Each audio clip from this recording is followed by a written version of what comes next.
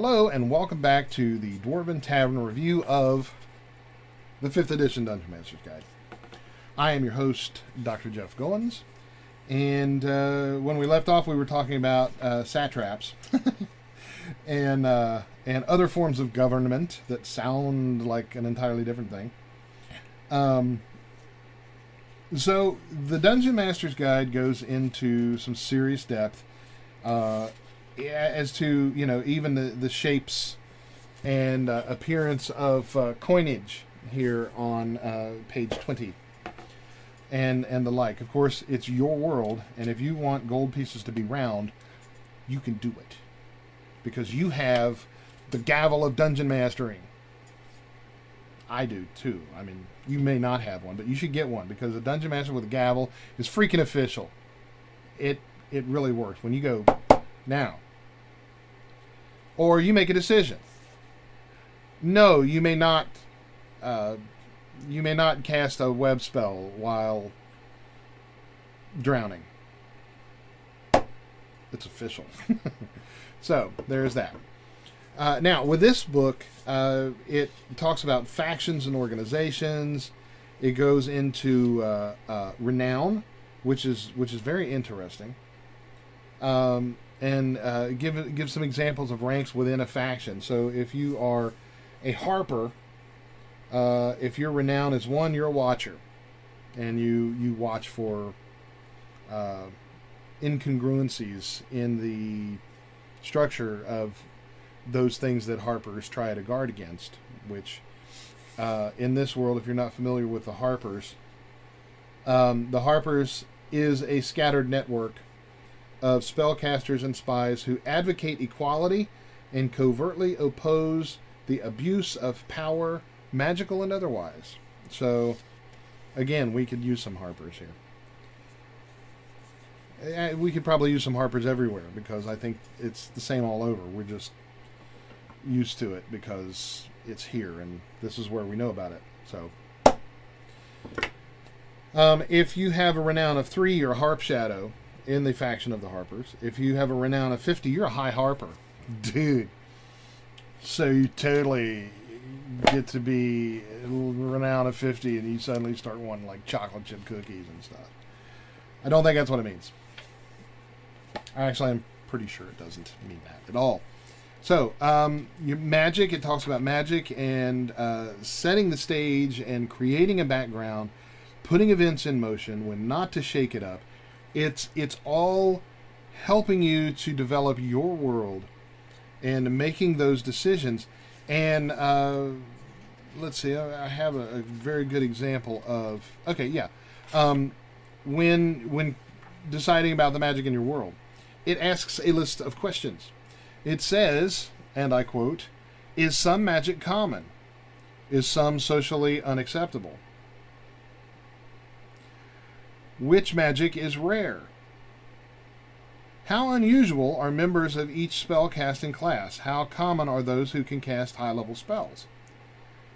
How rare are magic items, magical locations, and creatures that have supernatural powers?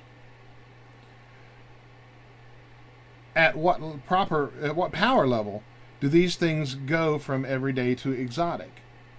And how do authorities regulate and use magic? How do normal folks use magic and protect themselves from it?" These are really good questions. Really good questions, and they're questions that you, as the Dungeon Master, should answer in your world. I prefer, for myself, I prefer a world where magic is rare, it is almost entirely secret, except for the players, of course. But it's not so uncommon that a spellcaster freaks everybody out all the time. Spellcasters are largely feared and or revered in my worlds, but magic is not something that you would find in a corner shop. It would be way too expensive. When you talk about the prices of magical items, I usually go with multiples of the current gold piece price, and magic is very, very highly guarded. So that's my world. Your world can be whatever you want it to be, whatever makes you happy, and whatever, more importantly, what makes your players happy, and keeps them interested and keeps them entwined in your storyline, your thread. So, when creating a campaign, give some really good advice here too. Start small. Create a home base. Create a local region. Craft a starting adventure. Perfect. That's exactly how you should start if you're a new Dungeon Master, or if you're a Dungeon Master starting a new campaign. Build outward from it. See, your players can't see what's going on inside your mind. Probably good that they can't. I know as people go in my mind and they, my eyes. You'd hear the Wilhelm screaming and someone will fall on my ear. And that's what goes on in my mind. So I'm not even saying what goes on in yours because I don't know. However, back on track, the players can't see what's going on inside your mind.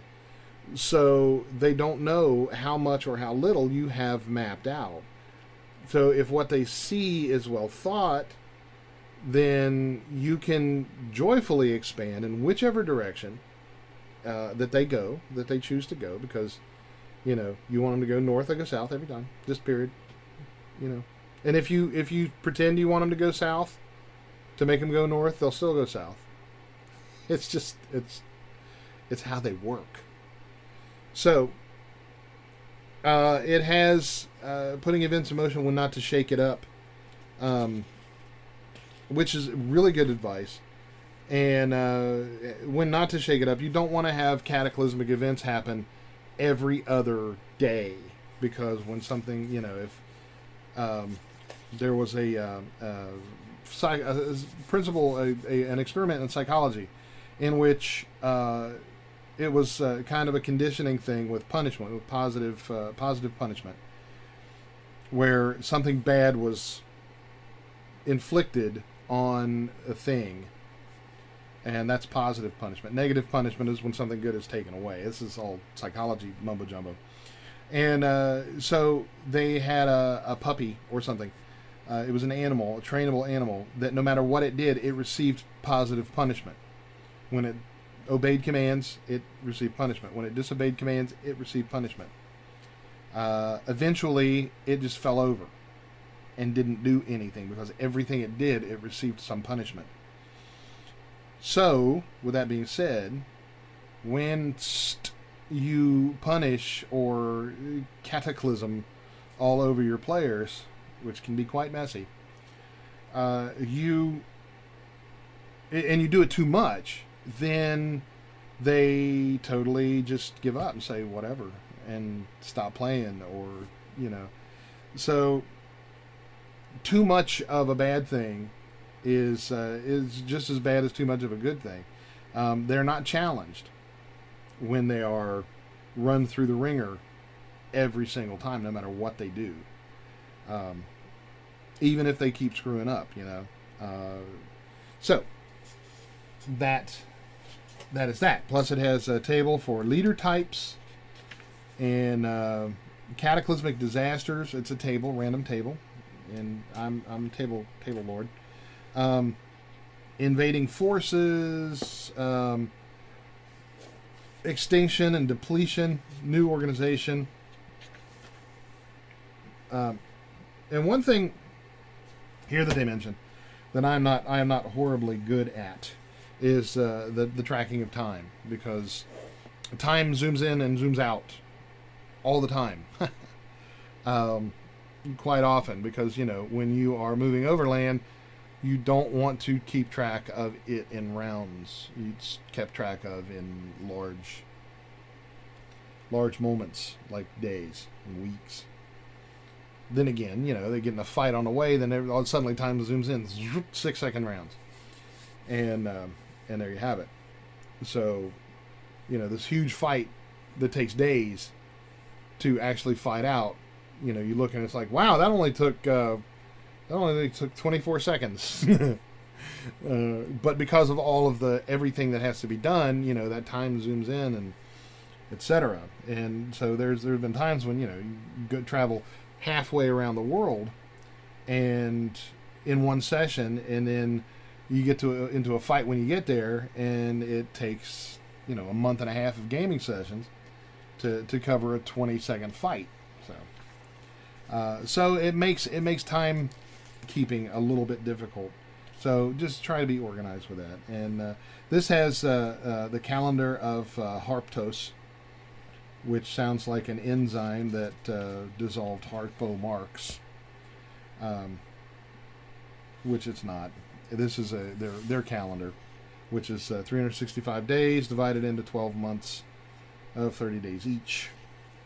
And so, and it has, you know, holidays and stuff. If you want to get that in depth, I never was. I always said, you know, it's January instead of, you know, Deep Winter or Hammer, the common name of the first month in this book. So if you want to get into that, that's fine. I mean, it's wonderful, and it's here. So there you have it. Then it goes into play style, and the tiers of play, like level 1 through 4 is local heroes, 5 through 10 are heroes of the realm, levels 11 through 16 and masters of the realm, and 17 through 20 is masters of the world. And as it goes up, they may probably bring out an epic level handbook. I hope they do. I really do. I love that. I love that thing.